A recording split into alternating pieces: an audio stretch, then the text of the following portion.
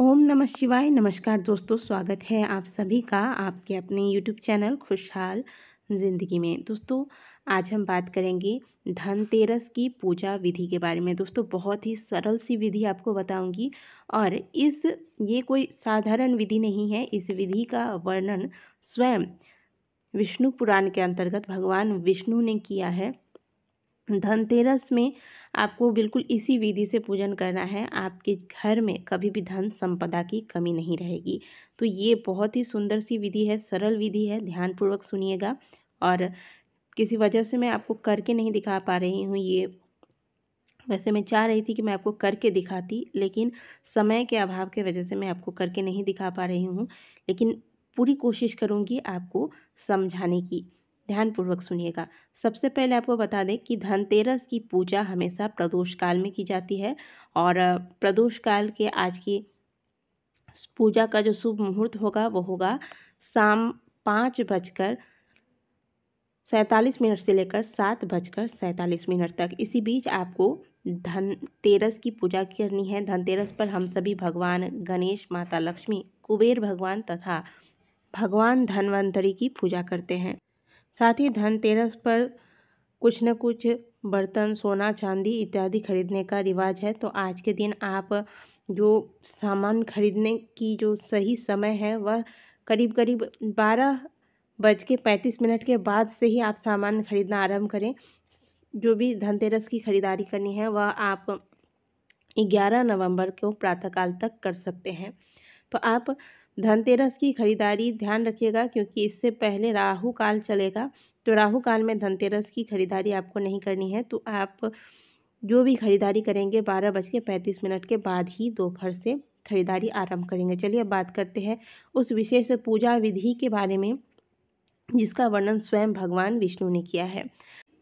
आज 10 नवंबर को हम सभी धनतेरस का त्यौहार मना रहे हैं। तो आज आप जो शुभ मुहूर्त बताया गया है उस समय जहाँ पर भी आप धनतेरस की पूजा करने वाले हैं, घर के मंदिर में या फिर जो भी स्थान जहाँ पर आप धनतेरस की पूजा करेंगे, उस स्थान को पहले अच्छे से साफ करके वहाँ गंगा जल छिड़क दीजिए।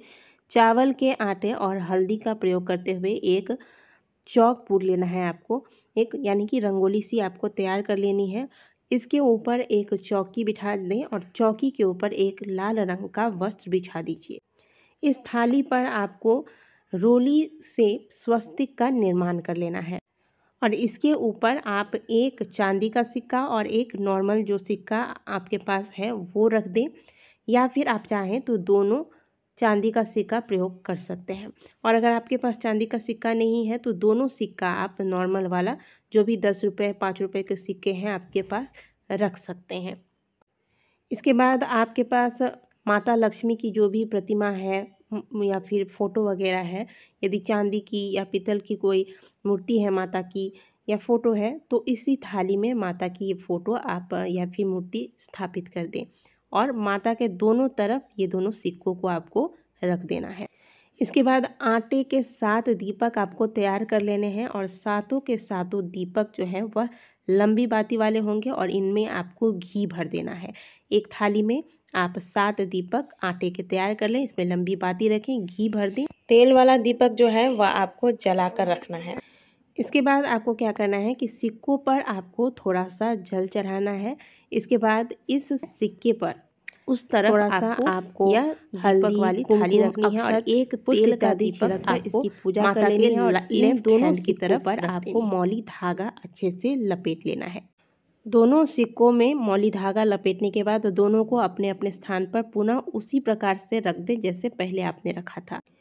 माता लक्ष्मी की जो आपने फ़ोटो रखी है या फिर मूर्ति रखी है, इसमें भी आप तिलक, अक्षत वगैरह चढ़ा दें, माता को पुष्प चढ़ा दें। इसके बाद आपको पीला चावल लेना है, यानी कि जो अक्षत हम रंग करके रख लेंगे, थोड़ा सा पीला चंदन या फिर हल्दी मिलाकर आप इसे कलर करके रख लीजिएगा। आप या फिर अगर आपके पास पहले से है तो उसको भी प्रयोग कर सकते हैं, नहीं तो थोड़ा सा अक्षत को गीला करके इसमें पीला चंदन या हल्दी मिला दीजिएगा तो यह पीला चावल तैयार हो जाएगा।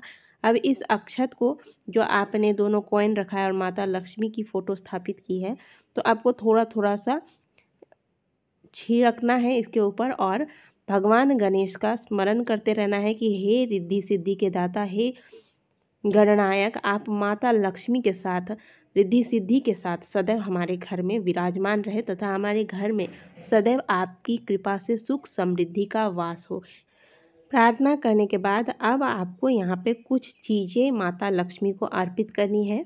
सबसे पहले आप हल्दी लीजिएगा और दोनों हाथों से 7 बार आपको माता लक्ष्मी को हल्दी अर्पित करना है। इसके बाद आप कुमकुम लेकर 7 बार माता लक्ष्मी को अर्पित करें। इसके बाद आपको 7 अमर बेल माँ लक्ष्मी को अर्पित करना है। 7 अमर बेल के टुकड़े आप स्क्रीन पर देख रहे हैं, इसके 7 टुकड़े ले लीजिएगा, माता लक्ष्मी को अर्पित करें। 7 कमलगट्टे माता लक्ष्मी को अर्पित करें। 7 हल्दी की गांठ माँ लक्ष्मी को अर्पित करें। इसके बाद जो भी पुष्प, मिठाई वगैरह, फल वगैरह आपको चढ़ाना है चढ़ा दें। 7 जो आपने दीपक तैयार किए थे आटा का, वह दीपक अब आपको प्रज्वलित कर देना है। प्रज्वलित करने के बाद अब इस दीपक से माता की आरती उतारें और माता से प्रार्थना करें कि हे माँ लक्ष्मी, आपकी कृपा सदैव मेरे परिवार पर और मुझ पर बनी रहे। आपकी कृपा से हमारे घर में, हमारे परिवार में सुख समृद्धि का वास हो। सदैव हम सभी सुखी संपन्न रहे, मेरा पूरा परिवार सुखी संपन्न रहे। अपने तरफ से आपको जितने अच्छे से हो सके माता लक्ष्मी से प्रार्थना करना है। इसके बाद दीपक रख दे नीचे। माता लक्ष्मी को जमीन पर सर टिकाकर प्रणाम करें, झोली पसार कर माता के समक्ष प्रार्थना करें। जो भी आपकी धन संबंधित अगर समस्याएं हैं तो उसके लिए भी माता से प्रार्थना करें। झोली फैलाकर यानी कि अपने आंचल को पसार कर फैलाकर माता से प्रार्थना करने के बाद अपने आंचल को अपनी ओर कर लेंगे। इस प्रकार से प्रार्थना करने के बाद पुनः माता के समक्ष माथा टेकें और फिर जो 7 दीपक आपने लगाए थे, इन 7 दीपक को अपने घर में आपको अलग अलग स्थानों पर रखना है। एक दीपक तो आपने जहाँ पर दीपक लगाया था, तेल का दीपक लगाया था पूजा स्थान पर, उसी स्थान पर रखें।